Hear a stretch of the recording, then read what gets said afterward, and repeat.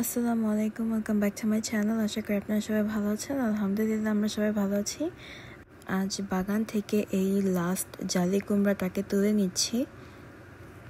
আরও ছোট ছোট হচ্ছে, কিন্তু এগুলো আর বড় হবে কি না এটা আসলে জানি না।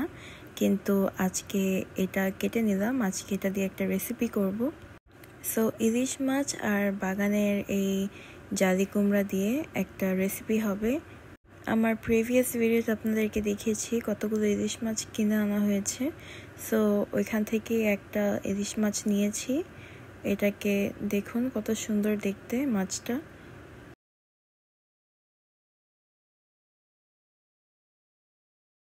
অনেক সুন্দর করে শাইন করছে এটা।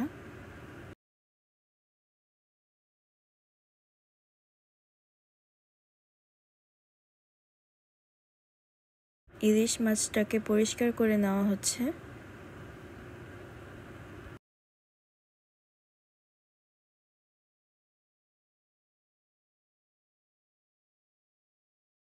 ইলিশ মাছ পরিষ্কার করা হয়ে গেছে, এখন ইলিশ মাছটাকে কেটে নিব।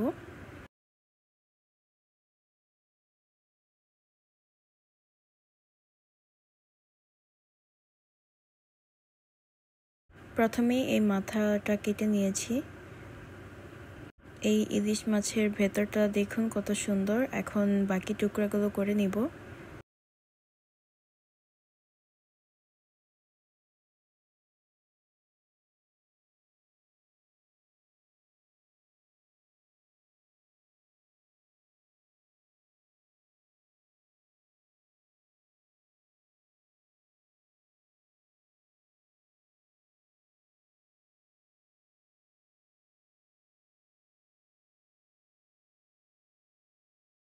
এই ইলিশ মাছটা ছোট, তাই এটা 6 টুকরা হয়েছে। মাছটাকে হলুদ আর লবণ দিয়ে মেখে এটাকে কিছুক্ষণ ম্যারিনেট করে রেখে দিব। এখন জালি কুমড়াটাকে নিয়েছি, এটাকে কাটবো। এই জালি কুমড়াতে অনেকগুলো কাটা আছে, দেখুন পুরাটা ভরাই কাটা। সেটা সাবধানে ধরতে হবে। এটাকে কেয়ারফুলি ধরে আমি কেটে নিচ্ছি।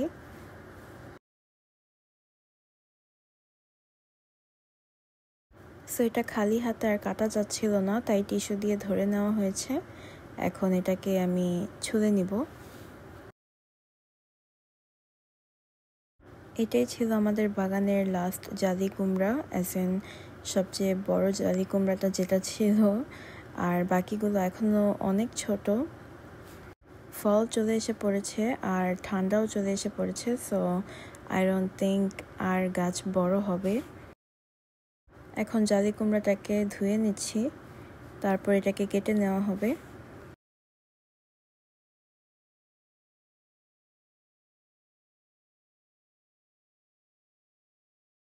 এই জালি কুমড়াটাকে ইনটু হাফ কেটে নিয়েছি, আপনাদেরকে দেখাচ্ছি।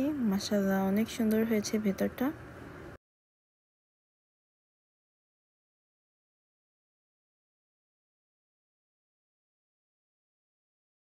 এখন জালি কুমড়াগুলোকে কেটে নিব।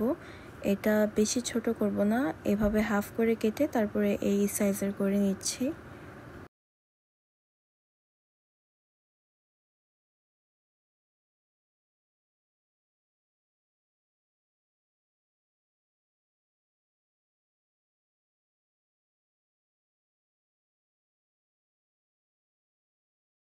এখন ইলিশ মাছটাকে ভেজে নেওয়া হচ্ছে এখানে।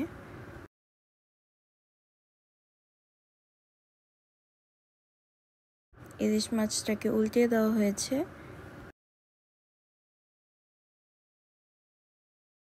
এখানে রান্নাটা শুরু করে দেওয়া হচ্ছে। সো একটা প্যানের মধ্যে পেঁয়াজ দেওয়া হয়েছে। এখন এই পেঁয়াজটাকে একটু ভেজে নেওয়া হবে। দিয়ে দিচ্ছি আদা রসুনের পেস্ট, হলুদের গুঁড়ো, মরিচের গুঁড়ো। মশলাটাকে ভালো করে মিক্স করে কষিয়ে নিব।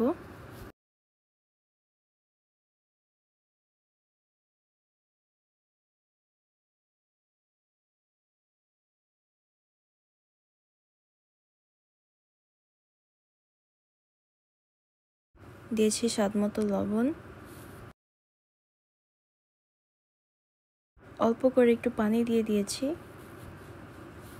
তারপরে মশলাটাকে কিছুক্ষণ কষিয়ে আমি এটার মধ্যে জালি কুমড়াটাকে দিয়ে দিচ্ছি।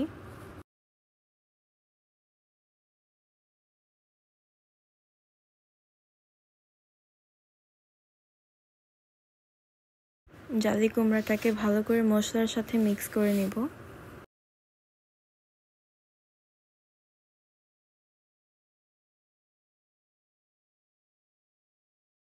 কিছু সময়ের জন্য এটাকে ঢেকে দিচ্ছি। জালি কুমড়াটা নরম হয়ে এসেছে, এটাকে আবার নেড়ে নিব এখন।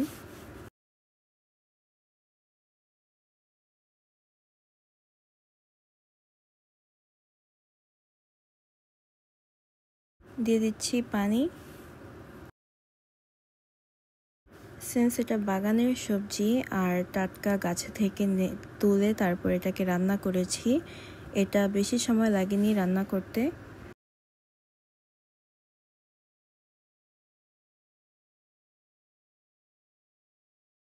ভাজা ইলিশ মাছের পিসগুলো দিয়ে দিচ্ছি এখন।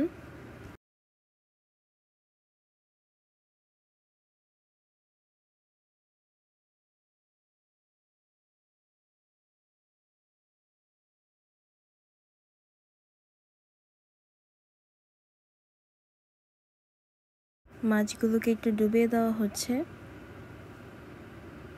এটার মধ্যে আস্ত চেরি টমেটো দেওয়া হয়েছে। দেখতে কিন্তু অনেক সুন্দর দেখা যাচ্ছে আর স্মেলটাও অনেক সুন্দর এসেছে।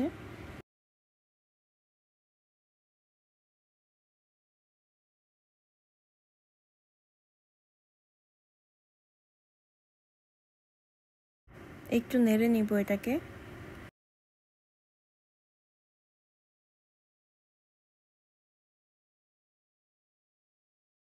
আমাদের রান্না হয়ে গেছে, এখন এটাকে কিছুক্ষণ ঢেকে তারপরে আমরা এটাকে তুলে নিব। আলহামদুলিল্লাহ, বাগানের জালি কুমড়া দিয়ে এই ইলিশ মাছ রান্না করা হয়ে গেছে। আপনাদের কাছে এটা দেখতে কীরকম লেগেছে অবশ্যই কমেন্টসে জানাবেন। অ্যান্ড এটা খেতে ভীষণ মজা হয়েছে। বাড়িতে সবাই খেয়ে অনেক প্রশংসা করেছে, অনেক পছন্দ করেছে এই খাবারটা। আমরা অন্যান্য মাছ থেকে ইলিশ মাছটা খেতে অনেক পছন্দ করি, তাই ইলিশ মাছটা একটু বেশি রান্না করা দেখানো হয় আপনাদেরকে। অ্যান্ড সো আশা করি আজকের এই ইলিশ মাছের রেসিপিটা আপনাদের ভালো লেগেছে। আপনারাও এটা ট্রাই করে দেখবেন। আজ এ পর্যন্ত। আল্লাহ হাফেজ। আসসালামু আলাইকুম।